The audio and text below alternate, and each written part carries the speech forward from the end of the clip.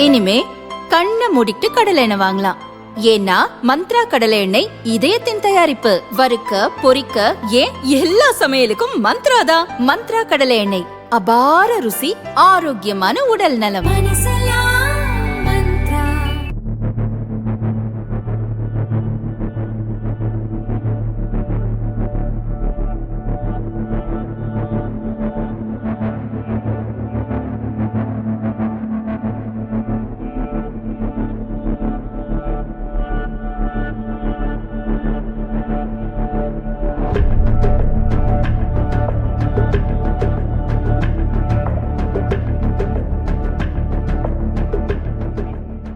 CBSE பள்ளிகளில் NCERT எனப்படும் தேசிய கல்வி ஆராய்ச்சி மற்றும் பயிற்சி கவுன்சில் வெளியிடும் பாடப்புத்தகங்களை வைத்து பாடம் நடத்தப்படுகிறது.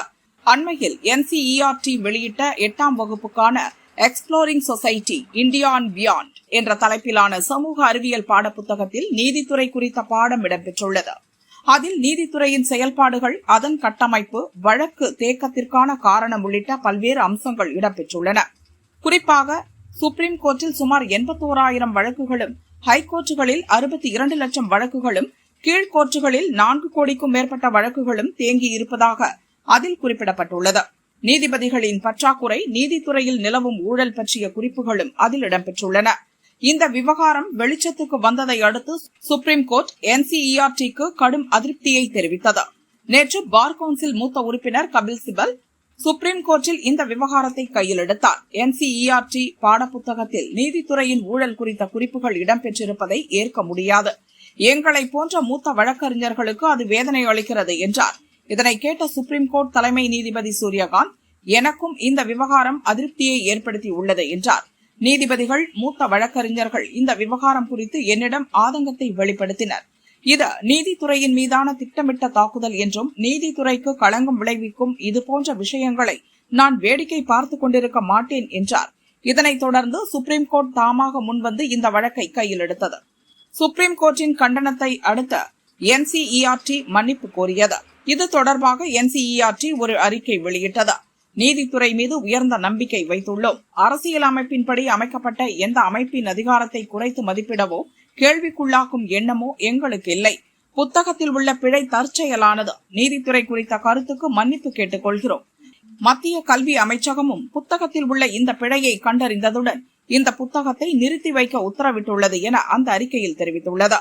இந்நிலையில் சுப்ரீம் கோர்ட்டில் இந்த வழக்கு இன்று தலைமை நீதிபதி சூரியகாந்த், நீதிபதிகள் ஜெய்மால்யா பக்ஷி மற்றும் விபுல் M. பஞ்சோலி முன் விசாரணைக்கு வந்தது.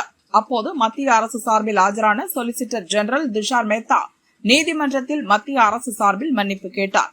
பாடப்புத்தகத்தில் ஆட்சேபனைக்குரிய கருத்துக்கள் இடம்பெற்றது குறித்த தகவல் வெளியானதும் அரசு வேகமாக நடவடிக்கை எடுத்துள்ளது. அந்த புத்தகத்தில் சர்ச்சைக்குரிய அந்த அத்தியாயம் இடம்பெற காரணமாக இருந்த 2 அதிகாரிகளும் கல்வி அமைச்சகத்தின் எந்த ஒரு செயல்பாடுகளிலும் ஈடுபடுத்தப்பட மாட்டார்கள். வேறு அமைச்சகத்திலும் கூட அவர்களுக்கு பொறுப்பு வழங்கப்படாது எனவும் துஷார் மேத்தா தெரிவித்தார். சுப்ரீம் கோர்ட்டின் எதிர்ப்பை அடுத்து அச்சடிக்கப்பட்ட 2,25,000 பிரதிகளில் விற்கப்பட்ட 38 பிரதிகளை திரும்ப பெறும் நடவடிக்கைகளை நாங்கள் தொடங்கியுள்ளோம். இது தற்செயலாக நிகழ்ந்த தவறு. அதற்காக மன்னிப்பு கோருகிறோம். அந்த பாடப்பகுதி திருத்தி எழுதப்படும் என NCERT தரப்பு வழக்கறிஞர் சுப்ரீம் கோர்ட்டில் தெரிவித்தார். அப்போது தலைமை நீதிபதி சூரியகாந்த் கூறியதாவது, இந்த விவகாரத்தில் நாங்கள் ஆழமான விசாரணை நடத்த விரும்புகிறோம். நீதித்துறையின் தலைவர் என்ற முறையில் இதற்கு காரணமானவர்களை பொறுப்பேற்க வைப்பது எனது கடமை.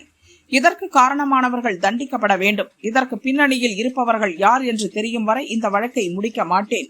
நீதித்துறையின் நேர்மையை அவமதிக்கவோ குறைத்து மதிப்பிடவோ சுப்ரீம் கோர்ட் அனுமதிக்காது. நீதித்துறை ஊழல் நிறைந்தது என்ற நீங்கள் ஆசிரியர் சமூகத்துக்கும் மாணவர் சமூகத்துக்கும் கற்பித்தால் அது எத்தகைய செய்தியை சமூகத்துக்கு வழங்கும்? வெளியிடப்பட்ட அந்த புத்தகங்கள் திரும்ப பெறப்பட்டதாக அரசு தரப்பில் கூறினாலும் அது தொடர்ந்து பரவலாக பரப்பப்பட்டு வருகிறது. அந்த புத்தகங்கள் சந்தையில் கிடைக்கின்றன, சமூக ஊடகங்களிலும் உள்ளது. இதனால் இன்று நீதித்துறை ரத்தம் சிந்துகிறது என தெரிவித்தார். இதனை அடுத்து NCERT வெளியிட்டுள்ள அந்த பாடப்புத்தகத்துக்கு நீதிபதிகள் தடை விதித்தனர். இந்த புத்தகத்தை அச்சிடவும் விற்பனை செய்யவும் முழுமையாக தடை விதிக்கப்படுவதாக குறிப்பிட்ட நீதிபதிகள் புத்தகத்தின் அனைத்து நகல்களையும் அரசு உடனடியாக பறிமுதல் செய்ய வேண்டும் என்ற உத்தரவில் தெரிவித்தனர். மேலும் இந்த விவகாரம் தொடர்பாக விளக்கம் கேட்டு NCERT இயக்குநர் மற்றும் பள்ளி கல்வித்துறை செயலாளர் ஆகியோருக்கு சுப்ரீம் கோர்ட் நோட்டீஸ் அனுப்பியுள்ளது. அவர்கள் மீது ஏன் குற்றவியல் நீதிமன்ற அவமதிப்பு நடவடிக்கையை தொடங்கக்கூடாது என்றும் சுப்ரீம் கோர்ட் கேள்வி எழுப்பியுள்ளது.